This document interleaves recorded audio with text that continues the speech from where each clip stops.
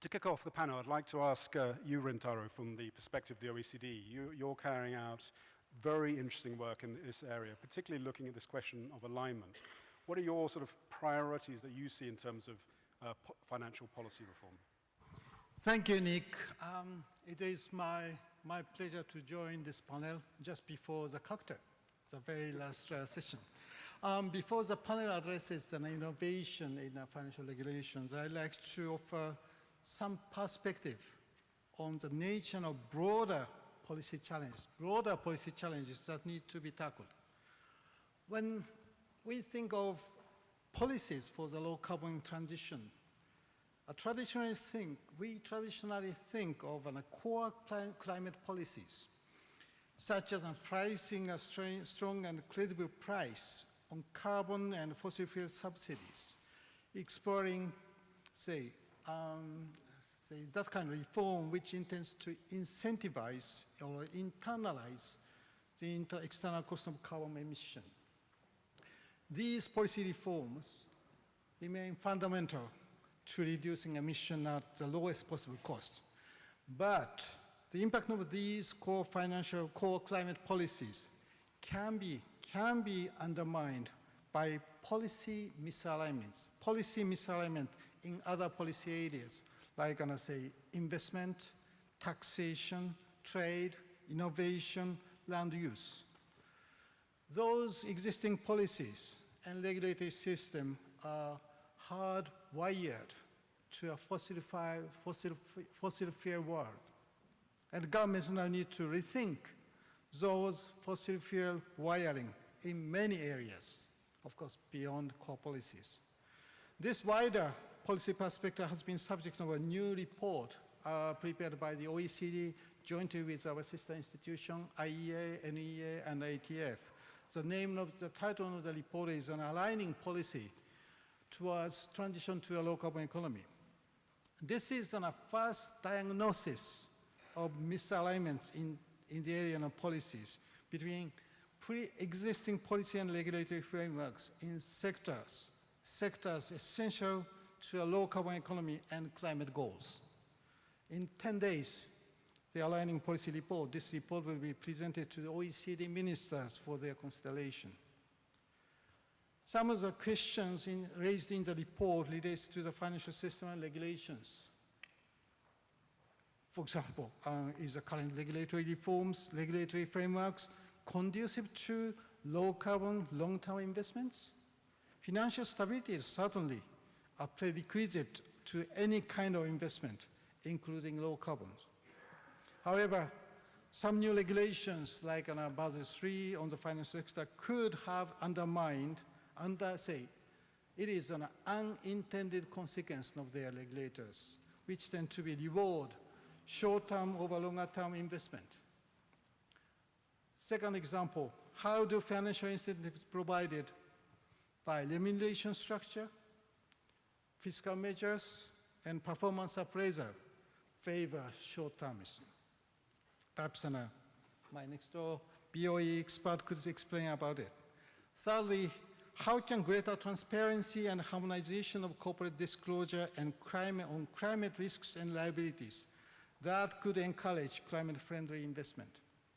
These and other financial regulation and green investment topics, they were also addressed at another event earlier this week, this OECD's second Green Investment Financing Forum, or GIFF.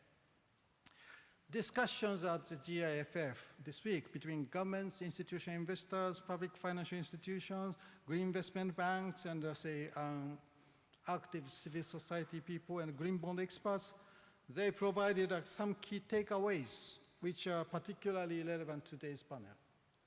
First, debt markets and green bonds have the potential to channel much greater amounts of capital into low-carbon energy and transportation infrastructure.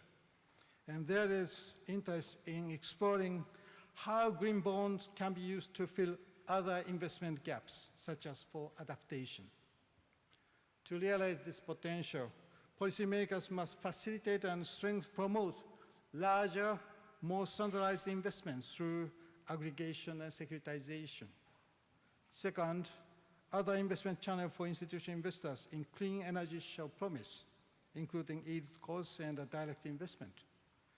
Third, the G20 recently requested the FSB, Financial Stability Board, as Nick said, to review how the financial sector can take account of climate-related issues.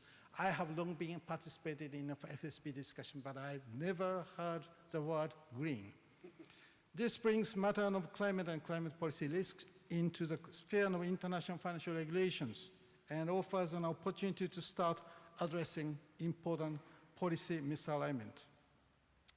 Today, I have mostly spoken about the role of policymakers in addressing misalignments. Of course, with many bankers in the audience and in the panel, we also need to focus on what the financial community can do. I'd like to challenge you to deepen your thinking on how financial sector can use its innovative capability towards this. First, align markets with a low carbon transition. Second, reduce short-termism. Third, increase disclosure of climate risks to investors.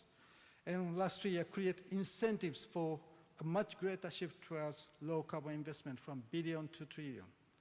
Leadership from the financial sector is needed to inform and drive policies that will help mainstream low carbon investment. Thank you, Nick. Thank you very much. Thank you very much. If I could just follow up, you gave a challenge, which is good, and I'd like to challenge our audience to make sure that your voices are heard through the Twitter feed. Are you seeing the finance sector getting positively engaged in policy? I think there's been a lot of concern in the past about negative effects of lobbying, but are you seeing a positive interaction on this agenda now? The question is yes and no. First of all, I like to say, before thinking of this, we have to mobilize our attentions of financial regulators and Ministry of Finance and central banks to this issue. Otherwise, green investment, green infrastructure investment, or say even more, say climate change issues at large, this, say, in the whole of our policy discussion, we have to mainstream this issue beyond the discussion, policy discussion within the environmental ministry. We have to mobilize the attention of finance ministry, economic ministry, transportation ministry, and agriculture ministry as well. With such an, say, whole of government approach, we can ask financial community to follow us. Then I say the role of financial community now is to push your regulators, your relevant ministries to shift their attentions to green issues. This is quite important, say, in many countries. Great, thank you, and thanks for that setup for Michael Sharon from the Bank of England. The question of sort of mainstreaming is very interesting from a prudential perspective, the Bank of England has now been focusing on climate change. Michael, please. Yes, thank you very much, Nick. It's actually wonderful to be here with an audience where I don't have to explain why a central banker and a prudential regulator is talking about green finance and climate change. So thank you for being here and thank you for listening. The Bank of England has been very, very active, as you may know, through the statements of Governor Carney in investigating what effects climate change may have on financial stability, the safety and soundness of our banks and banking systems, as well as our policyholders and our insurance companies.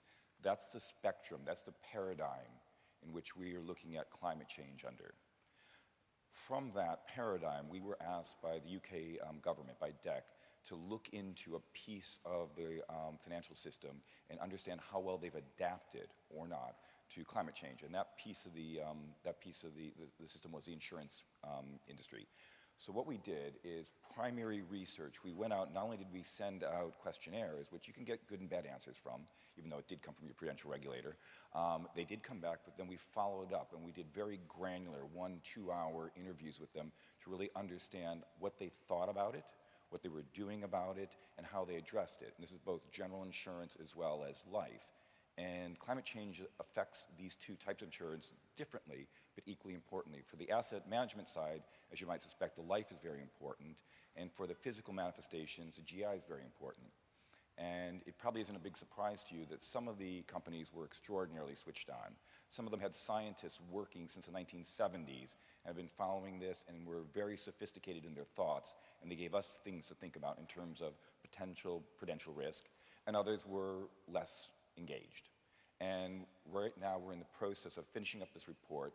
It'll be submitted to the government in July, and hopefully it'll be out and published publicly before September or COP1. So we're hoping, fingers crossed, you know.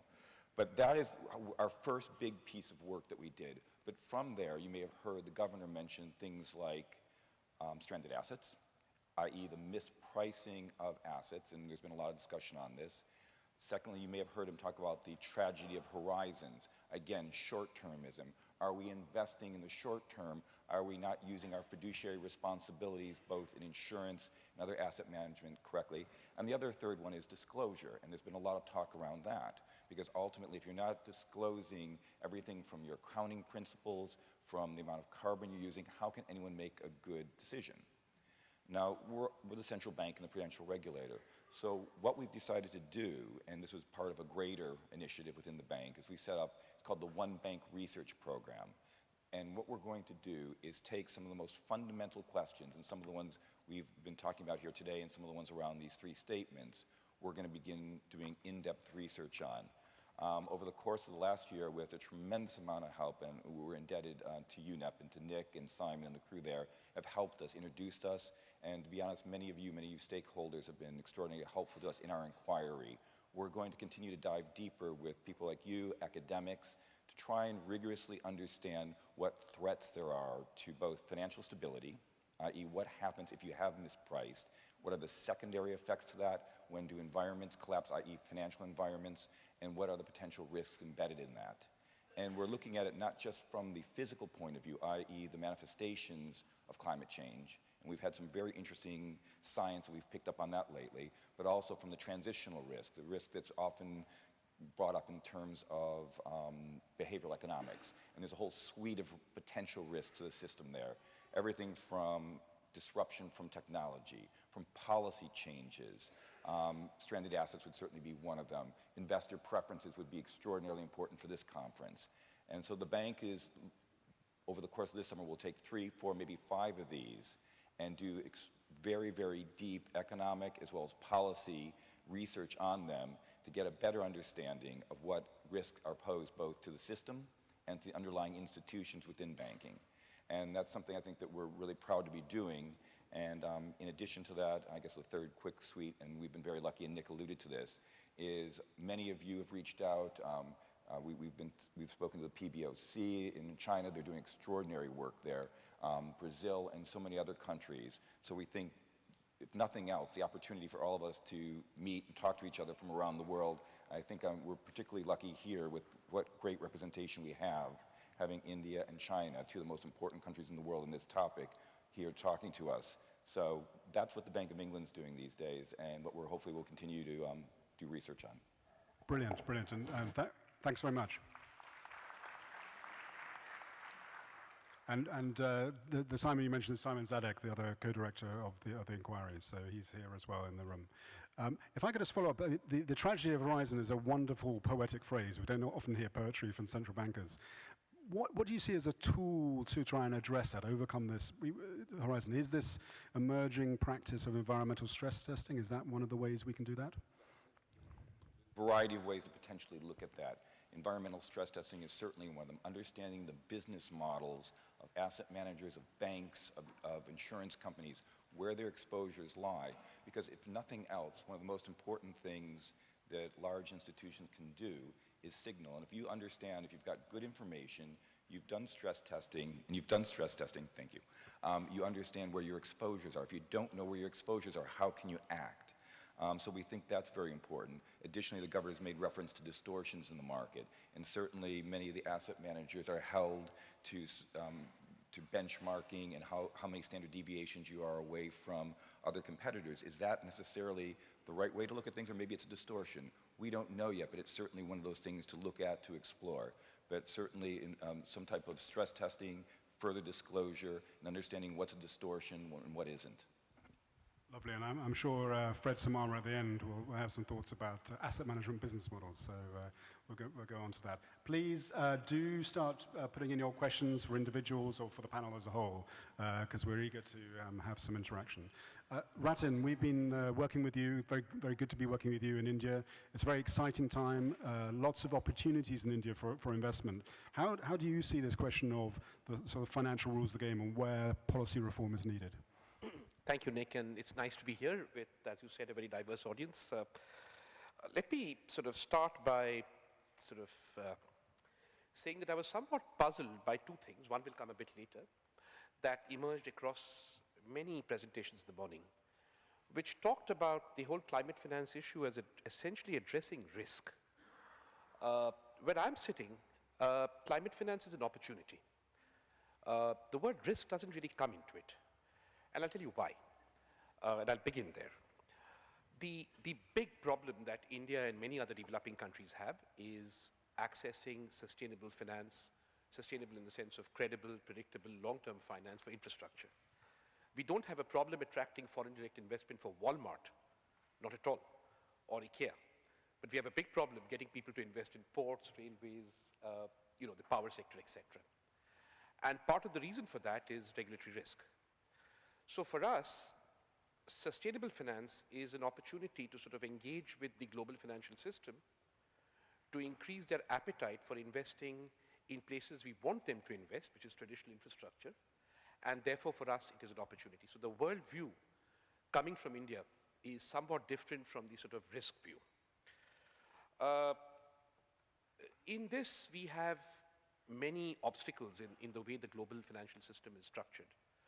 The first obstacle was taken away today. I was thrilled, absolutely thrilled, by what Monsieur Henry de Castries said about bad regulation for good reasons impacting the global financial system in a way that detracts from investment coming for sustainable development, which includes, of course, climate finance. Today, my banks in India have money to lend, but because of Basel II, they cannot lend to infrastructure, forget sustainable infrastructure, because the sector limits are maxed out. But what we need to lend for is infrastructure. And if Basel III comes on board, God help us all in India, not you. Now, this is a classic example, I think, of what AXA was saying, that here you have something that was done because things went bad in the Western financial system. And now more things are done to fix what went bad. Then you have the taper as the sort of medicine in the evening. That's another issue. And this imposes huge constraints on the ability of developing countries to do something about finding finance for infrastructure, and the action on climate finance, especially for adaptation, but also for mitigation, in countries like India is going to be in the asset class of future infrastructure assets that we are going to build over the next 15 or 20 years. You're going to see increases in railway investment, 500%. You're going to see increases in energy. My colleague from Yes Bank was talking about this. 300%. So we are talking not replacing existing assets with greener ones, but the bulk of assets that are going to be created in India are going to be new assets. And to make these green, we know makes sense. The dilemma we have in approaching this whole question of climate finance at a global policy level, I'll share with you, and you may wish to think about it. What you're asking us in India to do is very daunting. You are asking us to be the first major country in the world to complete its industrial transformation without substantial recourse to fossil fuel.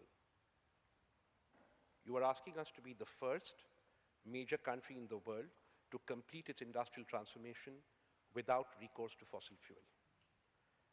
And you know what? We'd like to do that, not just for global commons reasons, but because it's good for productivity, it's good for our energy security, but the how is important. There are many hows that the international community needs to discuss, but in the context of climate finance especially, the how that we need, other than technology and means, is a better, a financial system that is able to better target $7 trillion of saving annually into the assets that we require for our industrial transformation. And if that can be done using technology and resources and incentives to make it so without recourse to fossil fuels, that's a good thing. But status quo thinking here is the enemy of the possible. I'll give you another example. Many banks today announced that they were going to exit the coal business. Now, in my country, as somebody said, we're going to double our investment in coal. The challenge for us here is that our coal mining, our coal use is incredibly, incredibly inefficient. And because it is inefficient, it's incredibly carbon expensive. So a major focus of industrial policy in India in the coal sector is how do we mine coal more productively? And the answer inevitably leads us to more sustainable, lower carbon ways of mining coal. Now, if you're going to come and say that we're not going to look at coal because it's dirty, that's not going to help countries like India reduce their carbon footprint, because to the extent that technologies and alternatives to fossil fuels are not available, 9% growth and giving 300 million people access to basic electricity is going to involve dealing with fossil fuels. So we will need to get climate finance into areas where we can use it more cleanly, and that we fully recognize is necessary and important. So much for the globe. I'll just spend a couple of minutes talking about what's happening in the financial sector in India with respect to carbon finance. So remember what I said, I mean, the big policy challenge in India for us is infrastructure, infrastructure, infrastructure. Infrastructure financing in India comes from banks with a little help from Japan and possibly China in the near future.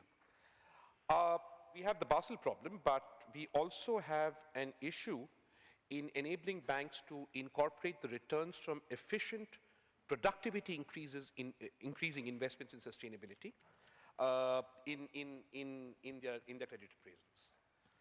What we are doing there is two things. We are trying to make sure that we have efficiency benchmarks that we put in place. And our research shows that if we demand efficiency from infrastructure producers, that normally leads us down the sustainability path. Efficient investments are sustainable and greener, quite typically. We have now evolved market instruments, which I can tell you about in the discussion if you like. Frameworks such as the National Voluntary Guidelines. We have, because we are energy short, companies have to disclose how much energy they're using. And that automatically gives us a carbon calculus. And interest rate subventions can happen on the basis of a demonstrated track record of reducing dependence on energy. Not because we want to become green, but because we're desperately short of energy. So green helps us, sort of economize on our most scarce resource. We are trying to bring more and more international finance that comes in for climate finance through budgetary pipelines. We're trying to get away from global, this Jeff-type individual projects stuck in the Ministry of the Environment, giving sort of grace and favor grants to individual industrialists, to bring the money on budget and then channel this money either to leverage in green finance or to promote areas like sustainable energy actively through budgetary instruments, which puts them on budget and therefore transparent. An important thing we are doing with the help of Japan and Germany is we have a large small and medium SME sector, small and medium enterprise sector, and we need to create, 5 million jobs a year. It's frightening. And these jobs are going to be created in the SME sector because you don't create jobs in organized manufacturing. You create them in SMEs. With SMEs, what we have tried to do is provide subsidized lines of credit to SME sectors just to improve their energy efficiency and increasing employment by being energy efficient. So we have this sort of trilateral deal with Japan and Germany, which is helping us do that. We have the most exciting thing that's happening, of course, is the fact that unlike many of your countries, we've had a fairly cowboy financial sector with disastrous results for us in terms of financial regulation. Doing business in India, I know is difficult, and the big aim now is to fix it. Now, part of that is to try and develop, and we've been doing this now for 4 years, an Indian financial code. Now, this is exciting for us because when we develop that Indian financial code from scratch, we can start already to incorporate sustainability concerns in the Indian financial code. I'll just give you 2 examples of what we are doing there with the Indian financial code and stop with a concluding comment. One example, the draft Indian financial code, which I hope will go to Parliament in December, has a provision that says that any measure for market infrastructure or lending that involves an interest rate subvention or subsidy must quantify the costs of that activity to society. And the costs, of course, include environmental costs. So automatically at that financial level itself, the code will try and incentivize movement of capital towards sustainable finance. The second example I can give you is that if there is any subsidy given for the provision of any service that is funded through public banking assets, then the financial code requires that subsidy be specified and calculated. This will enable us go a long way in making sure that we do not subsidize fossil fuels. Frankly, we don't know whether we do or not, because we tax our fossil fuel companies very heavily, but we provide consumer subsidies. We don't know what comes out in the wash. So this will help us find out what is happening. So in conclusion, I mean, we're talking here about a country which is trying to transform the lives of 300-400 million people. We've gone some way in doing that with growth.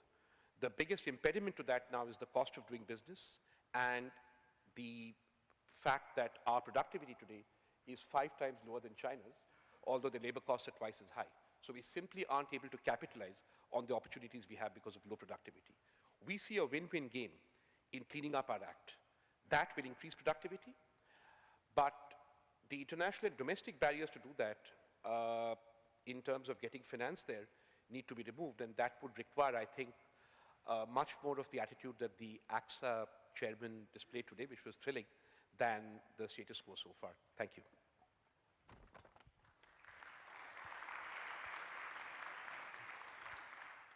Ratan, thanks for a characteristically provocative statement. We've got a few interesting tweets coming in here about that you're not really seeing this agenda from a risk perspective.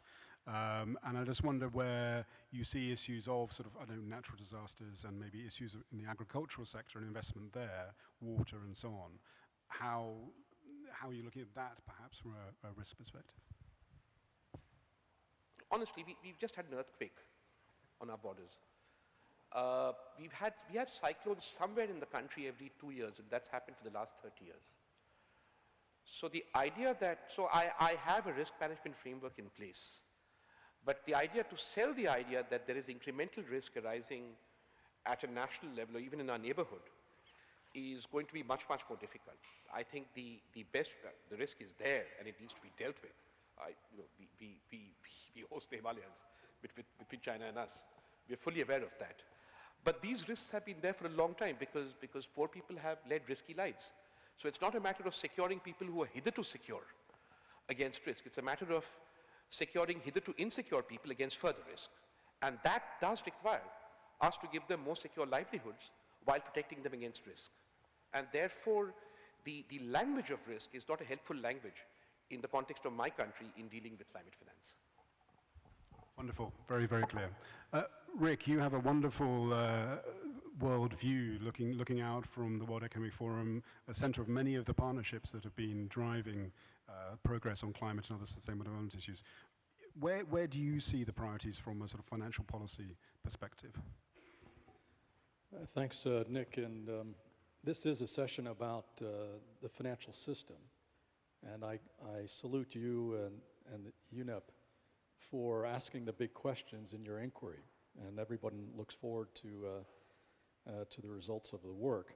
So what I'm going to do in my time here is to focus on those systemic questions of change and anchor it really in the context of Paris and COP21. So in other words, the climate aspect of sustainable financial system. Now, we all know that the holy grail over many decades for rendering capital allocation decisions or the financial system behavior more sustainable is to ensure in some way or ways that environmental externalities are internalized in those decisions.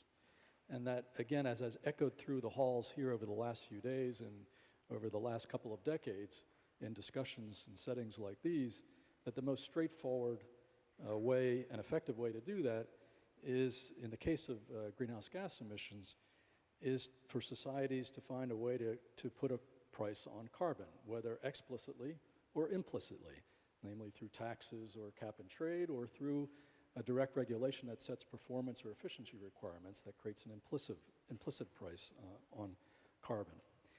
This would take much of the guesswork out of capital allocation decision-making in respect of environmental externalities, because it's basically shifting directly relative prices, right? But as we know, that this is the big market failure for public policy to address, or you might think of it as a big collective action problem, is another way of looking at it. But we also know that it's a very, very difficult problem to crack, absent a sense of political crisis. And frankly, it doesn't look like we're going to get that degree of sense of crisis or urgency between now and December, or even in the next perhaps a year or two, to get to that point. So then the question I want to pose for discussion today is, absent the availability in a broad way of that kind of a direct frontal approach, is there anything else systemic that can be done meaningfully to internalize a lot of the externalities environmentally into financial system behavior? And I think the answer to that is a resounding yes. It starts with the recognition that capital allocation decisions are centrally about guesswork. It's about making informed judgments based on careful analysis of the best available information, number one, and number two, making sure that those judgments are anchored in the right frame of reference, namely that you're optimizing against the right set of performance criteria over the right time horizon. And I do think that there are some market failures there. Maybe they're smaller than the big one that I just described, but they are significant, or put differently, there's some significant collective action impediments that can be worked on, and that I would argue can be the subject of major progress by the time the world comes back to this town in late November, early December of this year for COP21. Now, let me talk about the two principal ones that I see and what the pathway is to see some progress. Now, the first is a lack of comparable information. That is essential. It's the lifeblood of investment management decision-making. You need comparable, comprehensive, reasonably good information to be able to benchmark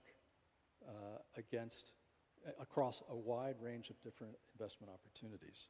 In the case of environmental externalities, there hasn't been a framework that allows for a common metric, allows for that comparability and benchmarking, both on the risk side and the opportunity side, by the way, going directly into the investment community. There's been a lot of reporting and disclosure, but it has tended to be apples and oranges and pears and kumquats, you know, all sorts of different formats, different cuts at the information, and the rest. And much of it doesn't go directly in the reports that are consumed by the shareholders in the investment community, the mainstream annual reports. This, I don't think, takes a major political crisis to fix. Optimally, the public policy community would do this. The securities registration authorities, the regulators, or otherwise do it. They have not been doing it, but it is not required, and I'll explain in a minute. But the point here is what the investment community would need in the mainstream annual report is that comparable footprint information, and there is a widely accepted format for doing so created by WBCSD and WRI many, many years ago, and then a reasonably consistent format by which corporates, emitters, lay out their assessment for shareholders of the physical risks, the regulatory risks, the technological risks, the changes potentially in the relative prices of energy that they're going to face, the social risks, and what their strategy is to address that. Remarkably, despite years of these discussions, that common framework does not exist yet in the mainstream reporting. The second smaller market failure or collective action problem that I think can be worked is with respect to fiduciary culture. This is a complex mixture of behavioral factors that results in an unduly short-term frame of reference for the evaluation of asset management performance. And that has the result of underweighting ESG factors, environmental, social, and governance factors, whose impact tends to mature or manifest themselves not over the short term, but over the medium term, including with respect to climate. Our colleague from the Bank of England just referred to this earlier, I think through Governor Carney's phrase of the tragedy of horizons, I believe you called it. And again, this is a behavioral problem.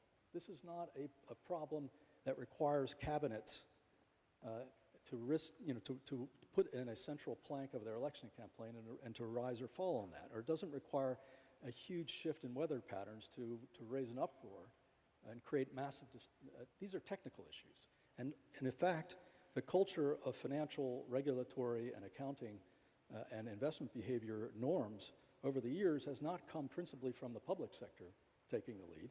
It's come out of an evolution of best practice turning into customary practice in the markets, among the market participants themselves. So I would submit that these two collective action problems impede capital allocation efficiency of even the existing signals in the market, however messy they are, and however uncertain they are. Now, they don't require a big shift in political economy. And although financial regulators have been basically absent, the good news is that in both of these respects, there are some very tangible, significant initiatives that have already got a lot of momentum behind them that are just awaiting from moving from best practice to customary practice, from an initial set of first adopters that could be moved from between now and the end of the year, or certainly over the next year or two, into snowballing coalitions that begin to shift behavior systemically in the markets in both respects. And what I'd like to do is just briefly explain both of those. The first, on the information side, is something called the Climate Disclosure Standards Board framework, the CDSB framework. This grew out of a recognition by the main climate disclosure, corporate disclosure organizations a few years ago that they needed to combine around a single ask that can be put in the mainstream reports to the investment community for all the reasons I'm talking about. And they formed a consortium. I'm talking about CDP, WRI, Ceres, WBSD, a whole range of these organizations, supported by all 5 of the major accounting firms on the technical side and the major accounting associations. They elaborated quietly and through technical work that common framework, and it's been released and is now being picked up by the first 50 or so major multinationals. And there are about $45 trillion worth of institutional investor networks that have said if the companies report in this fashion in their mainstream reports, we'll begin to factor this in. Now, the stress testing, including the 1 in 100, could fit nicely in that standard framework for what you put in your annual report, among other types of sensitivity analyses as they get elaborated, whether they be fossil fuel sector specific like Carbon Tracker works on or others. But what we need is a common international framework. There is no IASB, if you will, for this type of information.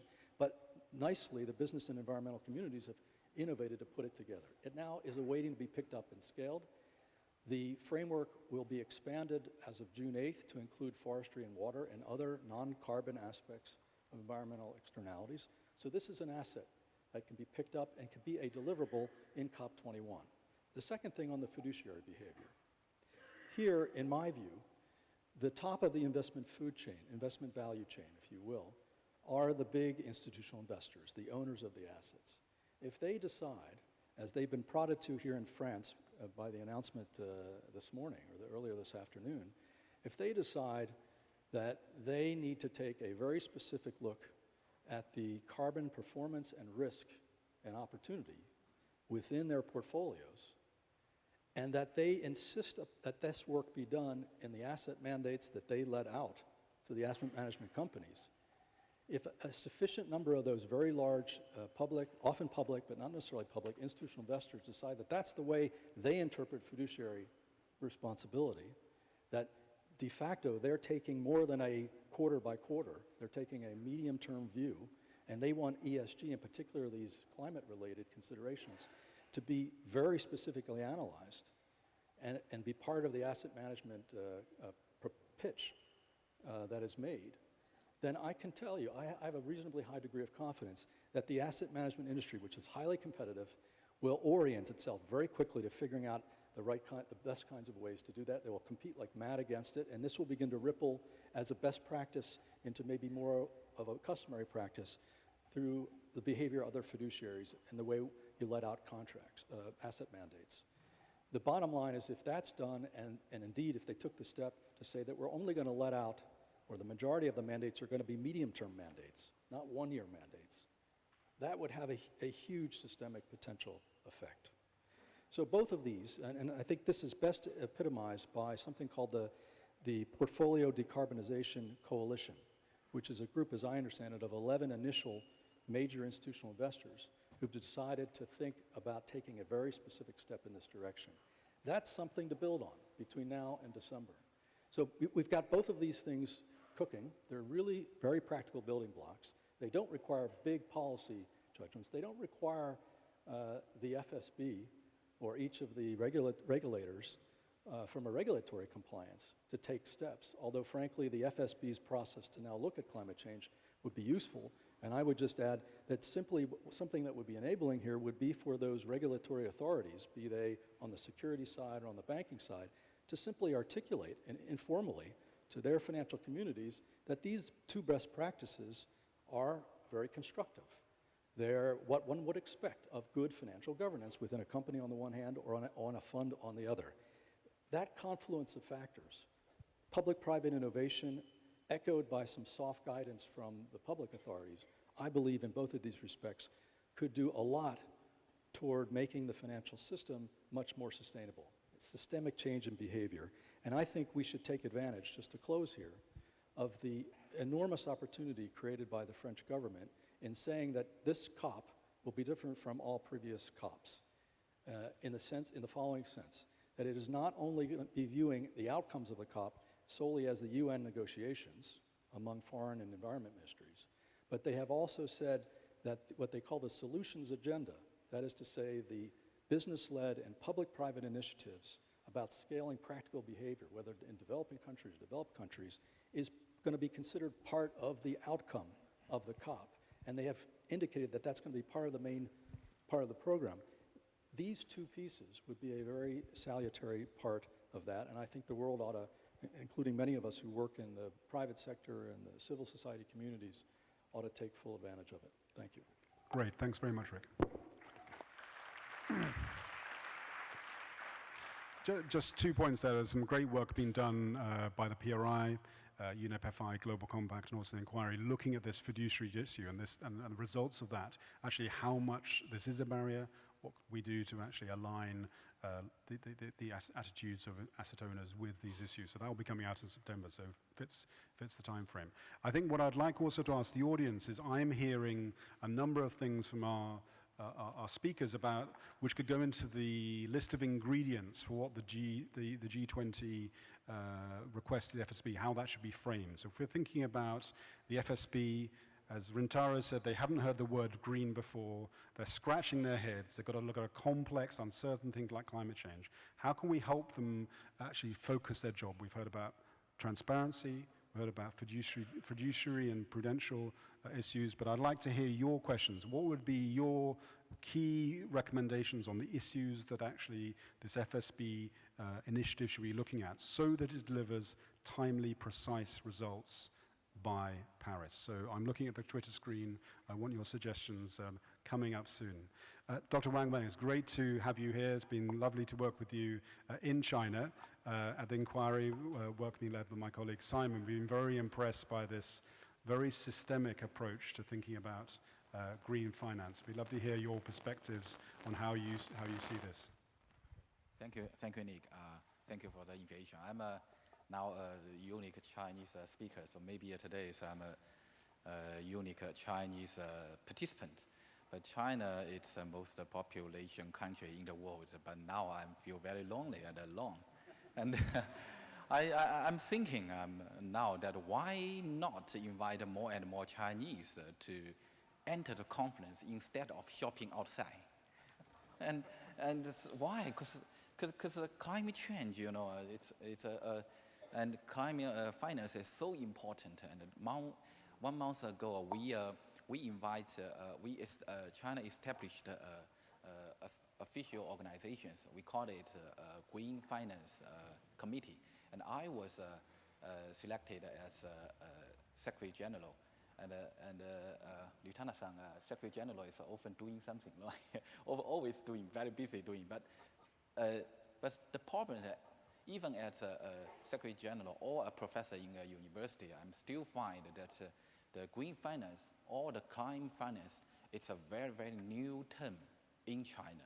So the first point I have to say, it's climate change. We have to, climate finance, we have to often talking to the Chinese.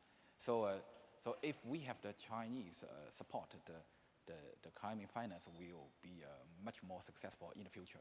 That's the first point. The second I have to launch that is I have to introduce the China's low carbon market systems. And in 2008, China established the first environmental exchange. And in 2010, China has achieved the first transactions of energy saving and emission reductions.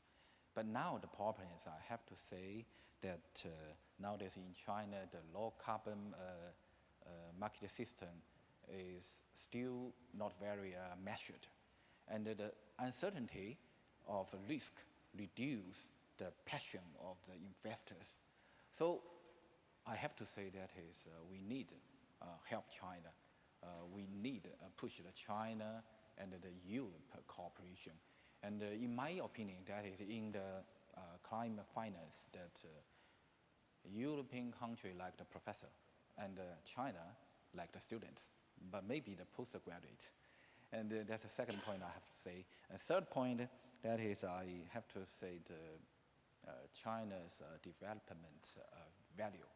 And believe it or not, and those Chinese people who are shopping in Paris, they like they buy those package, buy those perfume, like buy vegetable.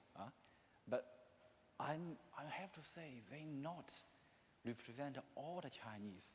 They just represent 1%, maybe a 0.1% Chinese. They are so rich, but in China, they still have a lot of poor person. And China nowadays still is very developing countries. And so for China, it's also a manufacturing great powers. So they have to balance between the development and the low carbons. But for manufacturing great powers, it's very, very difficult. But China is trying the best to do it.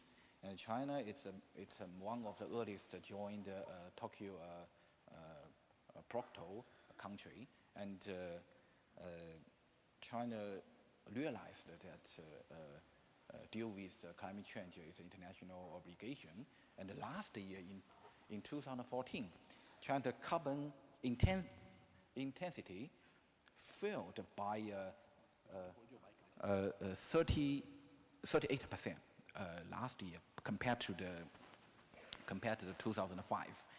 And China's goal in 2020 is to cut the carbon emission per unit of GDP by 40 to 50% than 2005. So it's very, very hard. So I have to say, as the Secretary General of China Green Finance Committees, I have to say nowadays, China is in the green revolutions. So I know today we have a lot of international journalists here. So my conclusion is you have to encourage China greening process instead of criticizing China. Thank you.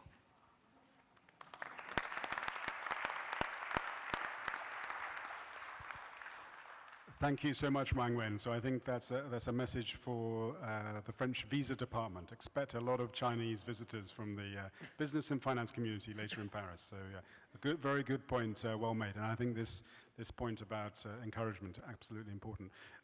Obviously, China is a country which has a long tradition of 5-year plans. Can you tell us anything more about what's being thought of in terms of green finance for the next plan?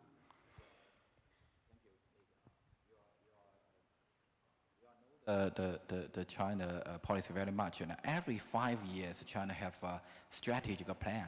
And next year, we will have 13th plan, 5 years plan. And nowadays, it's sure that the green finance, the term, will be written into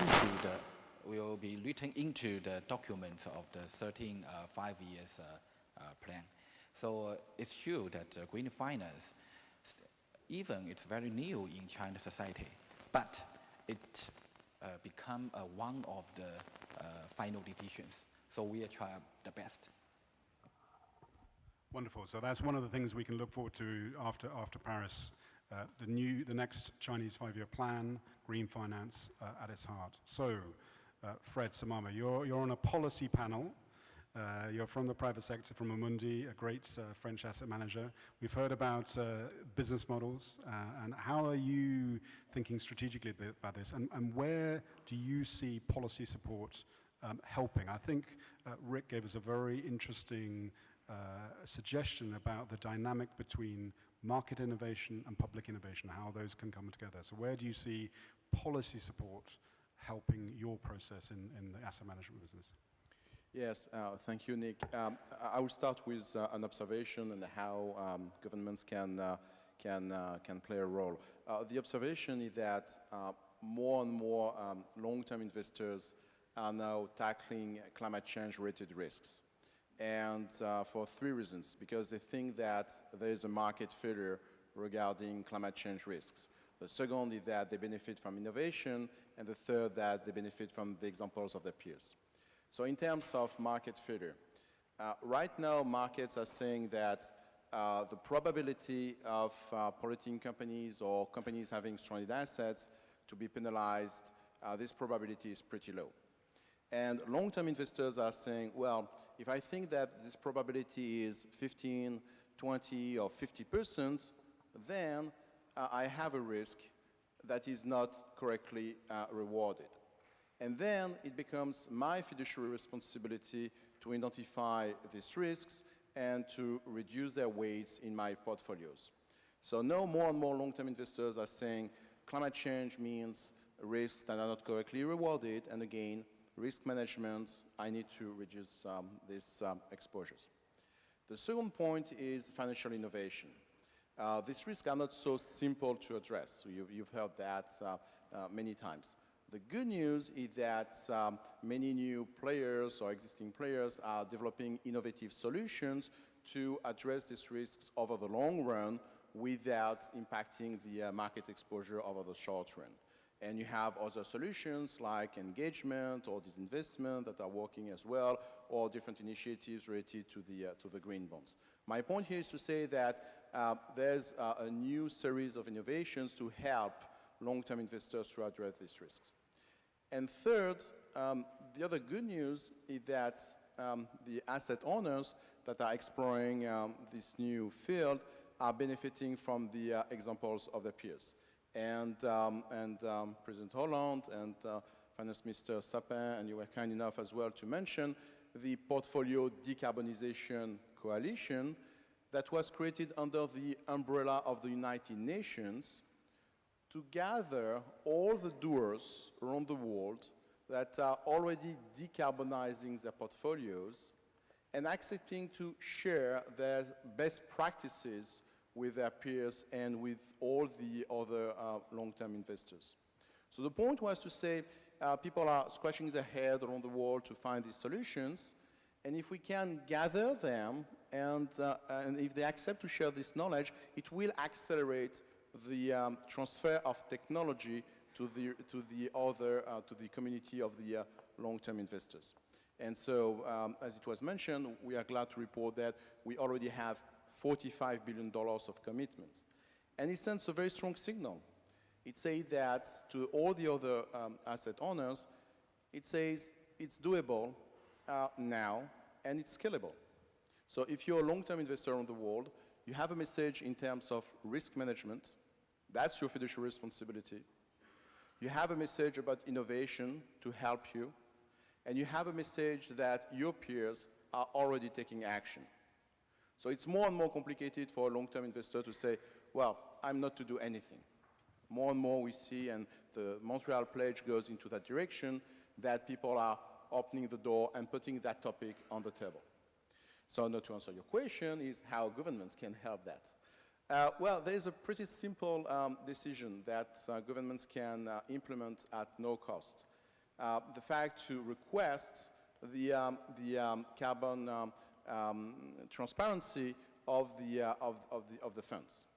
It's very simple, because if we say that there's a risk, and it's complicated to see the opposite, and based on the fact that fund managers or asset owners are disclosing all kinds of risks related to equity drops, increase of volatility, and so on, it's pretty normal that all the asset owners should disclose how they're exposed to climate change-related risks. And it's particularly true for public funds, because ultimately the owners or the beneficiaries of the public funds are governments and citizens. And so it makes a lot of sense to know if the public money is investing into polluting companies or not, that ultimately will impact the lives of the citizens. And actually, we have a good news this week, because France is passing a law on that. So France is asking all the asset owners to disclose their climate change-related risks. And so it doesn't cost anything, and then it will accelerate this process that we observe already around the world. So other countries could very easily replicate this financial or this policy-making innovation from France. Wonderful. Very, very good. Thank you. And do you think the new requirements, firstly, are going to be possible to implement? Are the tools there to enable the funds to respond to this new requirement? And secondly, what do you think that will do in terms of innovation in the investment industry, actually having to start disclosing more? Because often we find that disclosure can actually drive innovation. I think that markets are good at allocating resources when there's a demand. I mean, so the fact that the French government is saying, yeah, now you have to disclose the carbon footprint means that all the asset owners will scratch their heads and say, fine, I need to find the tools and so on. So they will provide the resources to the entire ecosystem that will help them. And by doing so, it will facilitate the establishment of standards, acceptance of the different methodologies and so on. So my point is to say that's very good that we have an objective, and now all the academics, the providers, everybody will come with some ideas, and naturally it will deliver, some better understanding of these risks. And I just would like to mention one figure that I did not. The fact that the asset owners that are already interested into climate change are representing $95 trillion. We know that because that the people that are behind carbon disclosure projects. So that means that, and so these people are asking for the carbon footprint of corporates around the world. But these $95 trillion up to now were doing nothing. They were just very, very quiet. And my point here is to say that each time we create a transfer or a shift from I'm interested into action, each time we have a shift for 0.1%, meaning nothing, that means a shift of $100 billion. And so here is my point, actually, to say that policymakers have now the access, in a certain sense, to a fantastic new force that will create the pressure on polluting companies. Because again, 0.1 shift means $100 billion. And by having this carbon footprint, it will accelerate that shift. And then again, that can help governments to implement taxes on polluting companies because they will be helped by investors. Wonderful, thanks very much. We've got a good set of questions coming in, which I'm going to sort of throw at the panel. One of the things we often see is that actually the civil society organizations are an important force in terms of setting new expectations for finance. And it'd be very interesting. We haven't heard much from civil society here today, but very interesting to hear from different panelists where you see civil society in this role in terms of pushing the agenda forward. I don't know who would like to take that one on. Yeah. Rick? Yes, Wang Wen, please. You mentioned a very good point about of the get point because for me I'm from China and today I always sit there and listen and study. That's all the speakers remind me a very important thing, that is a different development level. Nowadays, a lot of European country speakers, they are talking about the risks of the climate finance. But the problem is in China, most of maybe 99% Chinese people don't know what is climate finance. So that's a different level. So you're talking about the civil society organizations. That's very important. Public opinion, you have to influence them. Even China nowadays become more and more democracies. The government will think, okay, what's the concern of the public opinion? So by thinking that is, on the one hand, that's a different developer level. On the other hand, that is, for the professor, European countries have to concern the different developer levels of China. I give you an example, that is, nowadays when I travel in Berlin or when I travel in France or British, more and more people, they hate driving. They hate driving and changing to take the bicycle. But in China, more and more Chinese, buy the car with a higher carbon emission. Why? Because they have never have the car experience. They have share the happiness life like you did in 1980 or 1970. So that is, we have to teach them. We have to teach them, as you mentioned, the public opinion, the civil society. Yeah, okay. Great, thanks, Wang Wen. Rick, on civil society, where do you see their role here? Two things. First is that they've already had an absolutely catalytic role. And both of the things that I mentioned, and Dr. Roy was just telling me on the side here, quite rightly, and I forgot part of the punchline, and that is that these two elements basically need each other. They're basically symbiotic, because if there's an appetite for the owners, the asset owners, to understand better what the carbon profile and risk profile is of their assets, they need some sort of a common metric that's reported to them in the mainstream filings. Well, it's the civil society organizations that took the lead in basically creating this consortium, reached out to the business community, and they put this thing together. The accounting community came in. So, but really the motivation there was originally provided, I would argue, by key civil society, environmental NGOs and whatnot. Now, and indeed, even the consciousness raising over the last 5 years in the institutional investor community, it's the environmental NGOs that have played an absolutely critical role in this regard. And I won't name all of them, but I think many people in the room know them. So that's one level. Now, going forward, let's face it, this is such a welcome initiative because indeed the asset owners, these institutional investors, sit at the very top of that investment value chain. But who are they? They're actually just intermediaries representing civil society, basically savers, people saving for retirement or for college or whatever the case may be. That's civil society. They own those funds, basically. So the role for them going forward, logically, is to take note of some of these more progressive steps that are being taken, because not every government in the world has taken the forward-leaning step of the French government to provide this kind of guidance.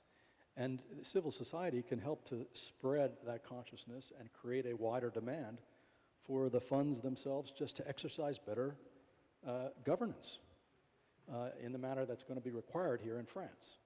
And nobody is better positioned to do that than a whole range of different civil society groups in this regard.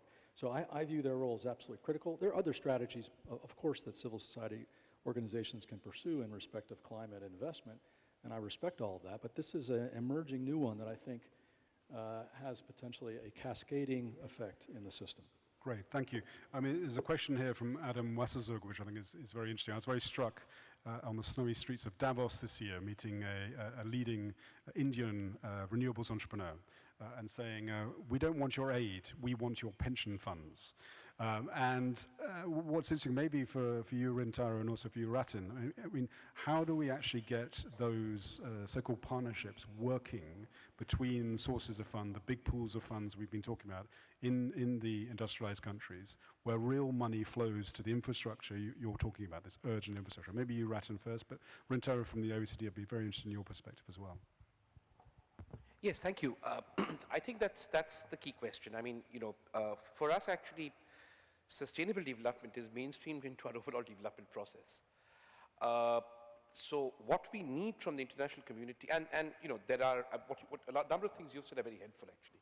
Because if I can deal with perceptions of regulatory risk for overall infrastructure finance, if I can get long-term investments and a recognition that in countries like India and probably China, from what you're saying, your payback your payback in terms of sustainable finance will not come from saying, you're not going to go down the path I did, but saying that you're down the path that you are in India in the case of coal because you are inefficient. And that is why the government of India, for instance, has said that I want an energy audit done. That sounds environmental, it's not. Of every single business proposal, because businesses in India use energy extremely inefficiently. My payback comes from using energy more efficiently. And a financial system that recognizes this, rather than putting prudential, sort of doing another Basel III for the environment, I think will be far more helpful than, there are other things. There's another question there, which was what can the OECD do? This may interest you, Tanaka-san, to help India bypass the coal phase. Well, you could talk to Saudi Arabia, but you won't. And you could, but you won't. So we take that as part of the game. So we will be in the coal phase as long as you don't talk to Saudi Arabia. And get me, clean Saudi Arabian oil, and I'll stop working with coal. The other thing that OECD countries could do is not apply the metrics that apply to you in this phase of development. I think this was what Wang was saying, like, coal is bad, oh my God, let's run away from it, to see whether we can actually reduce our carbon footprint from using coal more judiciously, more resourcefully, and with far more transparency about the costs.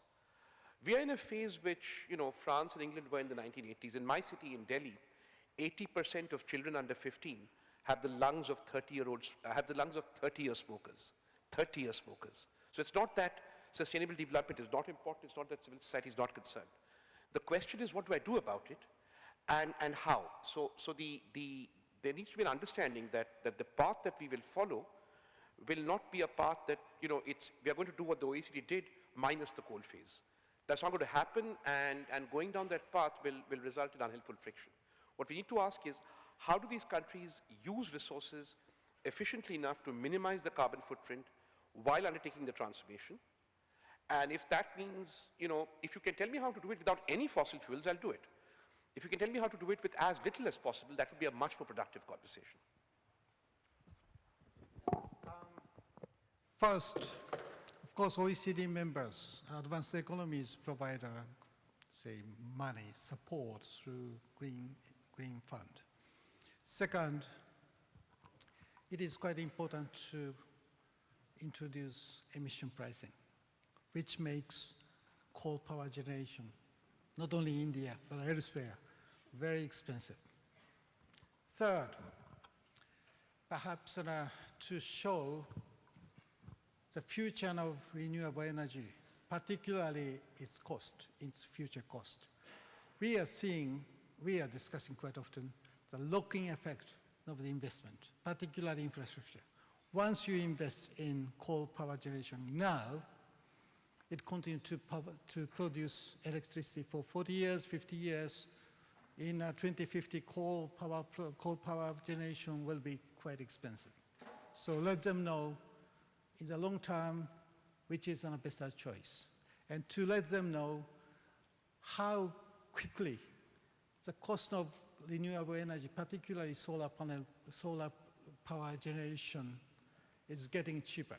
Now, at the utility level, in some cases, the marginal cost is almost equivalent to a traditional conventional power generation.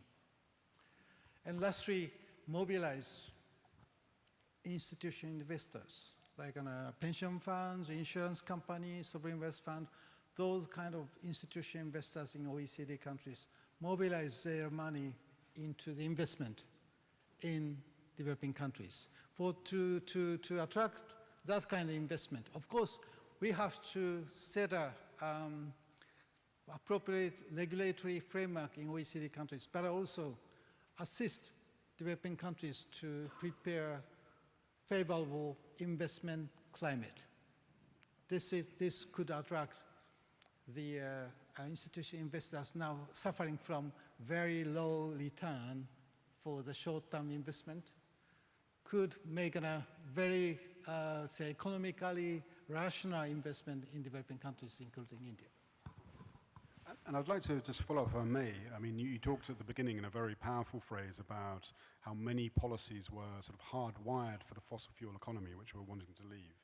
And we've heard Ratin talk about the impact of Basel II, let alone Basel III. We had Henri de Castries talking about solvency. What sort of, as a long-time financial policymaker, where do you see the need to actually reform these existing rules of the game so that they can better support the allocation of capital? The reason is quite clear.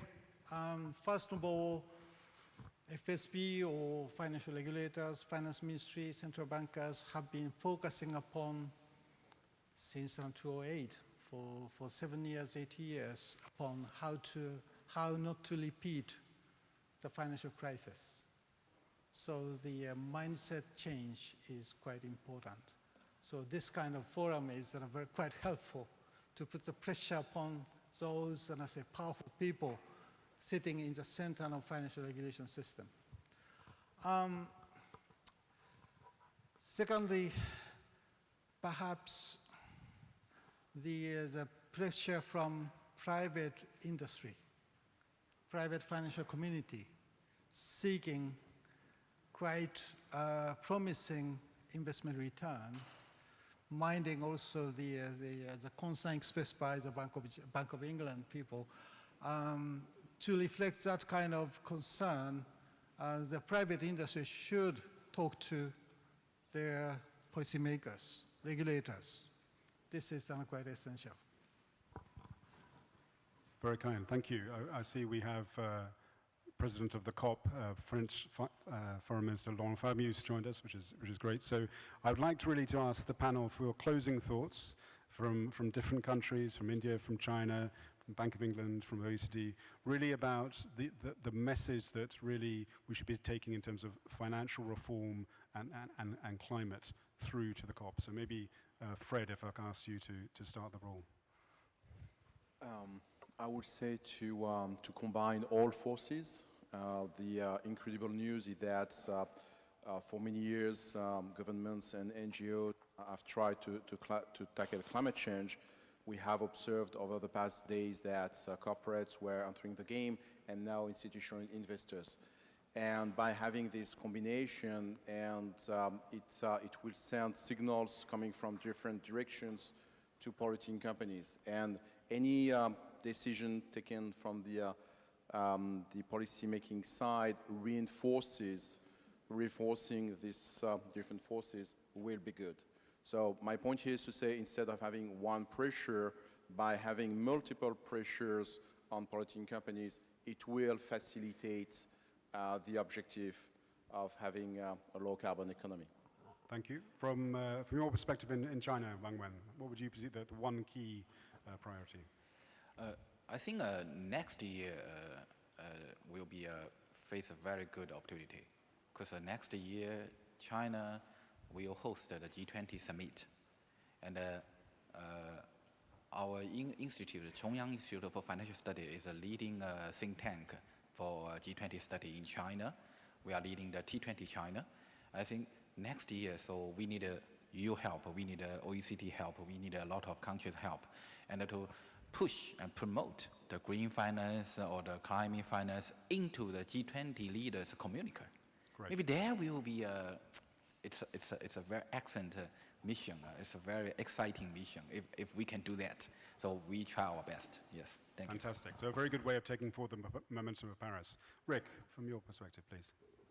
Just two quick thoughts. One, just to reiterate, I think we've got to take full advantage of this tremendous opportunity presented by COP21 and the solutions agenda track that the French government has carved out.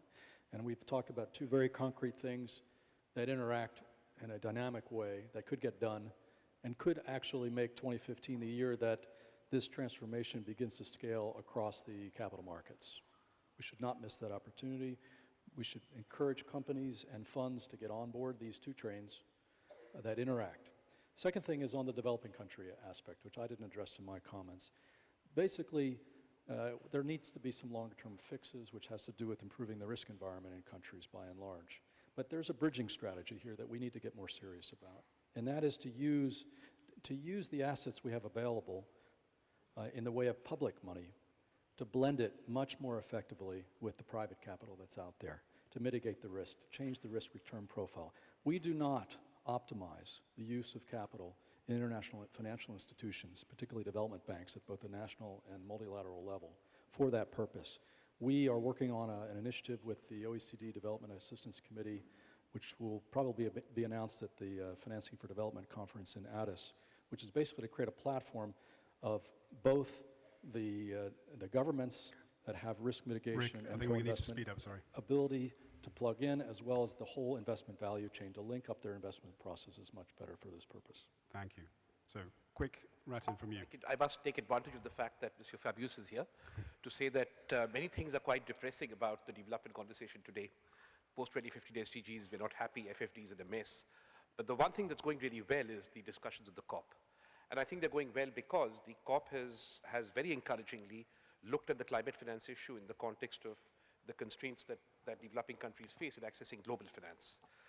If that works, and in a sentence that means that the COP must address what the chairman of AXA said today, if that works, and if those two conversations are joined, then I think we'll have a successful COP, and in that context, if this climate finance problem is resolved in the way that we are trying to do it, then you will not find countries like India wanting in terms of taking a common global citizen view of the climate finance challenge, the climate challenge. Wonderful. Michael, from the Bank of England. All right, two quick points. First one is we have to continue our research and our into where climate change could potentially threaten our objectives, because ultimately, if we're not horizon scanning, if we don't understand those, we've heard people talk all day about an unorderly unwinding of the system. That is a central banker, the things that we're looking out for. But more importantly, the second thing, and I think exactly what you're saying, it's the green finance to the extent that we have within our remit the obligation to work with other central banks and other players in the community to help find solutions to this. I think those are the two things that it's important for us to continue on. Wonderful. And Ritano, final word to you. Okay, I stress the need to align policies and the whole of government approaches. I like to stress the importance of political leadership. And as a role of central government led by politicians like the President's office, Prime Minister's office. My institution, the OECD, continues to make an utmost effort to support UN process Addis Ababa, New York SDG, and of course COP21, as well as G20 process, Turkish presidency this year and Chinese presidency next year. Wonderful. I'm very, very optimistic that we're heading in the right direction in terms of the financial system. We're building a sustainable financial system as we speak. Thank you very much. Thanks to the panel.